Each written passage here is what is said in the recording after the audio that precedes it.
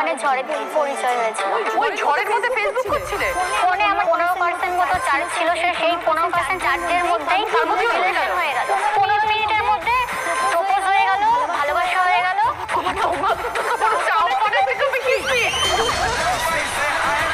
তারপর ও একটা voice message পাঠায় আমাকে। শোনার পর আমি বলছি এত কিউট ভয়েস মেসেজ পাঠিয়েছে, এত কিউট একটা ছেলে।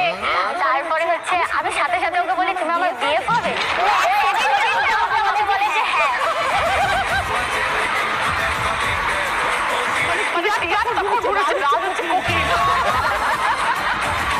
তারপরে তো আমি দেখলাম যে এরকম করে ফোনে চার্জও নেই, আর এখন বললো হ্যাঁ পরে যদি রিজেক্ট আমাকে করে দেয় তার থেকে ফেসবুক পাসওয়ার্ডটা এখনই চাই।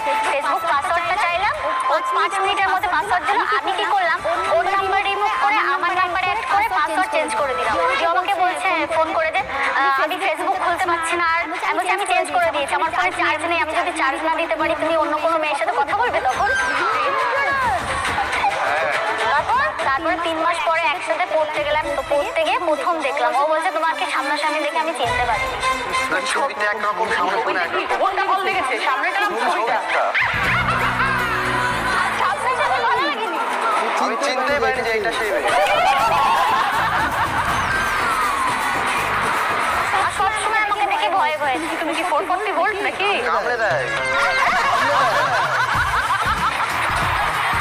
আমি বলি তুমি চুপচাপ থাকবা, ছোট মানুষ সেম বয়সে চুপচাপ থাকবা, আমি তোমাকে ঠিক করে চলাবো। এখন বড় এখন তো ছোট আছে না, ওই মেয়ে যদি পছন্দ করে নাই বাচ্চা ছেলে। ঠিক আছে তোমার বউয়ের কিন্তু বিয়েটা কিভাবে হলো? বাড়ির লোক মেনে নিয়েছিল? 3 মাস দেখা হয়নি, 9 মাস যখন আমাদের রিলেশনের এক্স, তখন ঠিক করলাম যে ঝামেলা হচ্ছিল। আমি ওকে বললাম কি যে তাহলে চলো বিয়ে টিয়ে করে নি। তারপরে বললো কি ঠিক আছে চলো বিয়ে করে নি। 3 বার বিয়ে করেছি, বাড়ির লোক তো মানে 3 বার বাড়িতে বিয়ে করেছি। প্রথমবার মন্দিরে করেছি প্রথমবার। কেউ মানলো না? মানলো না। পরের বার করলাম, প্রবলেম। পরের বার কোথায় করলে? পরের বার এমনি রাস্তায় করে নিয়েছি। আর কতবার মন্দিরে যাবো? 3 নাম্বার বারের বারও মানেনি। 4 নাম্বার বার যখন দেখলো যে না আর হবে না, এদের যতই একটাই আবার বারবার বিয়ে করছে, লোকজন জানছে, মেনে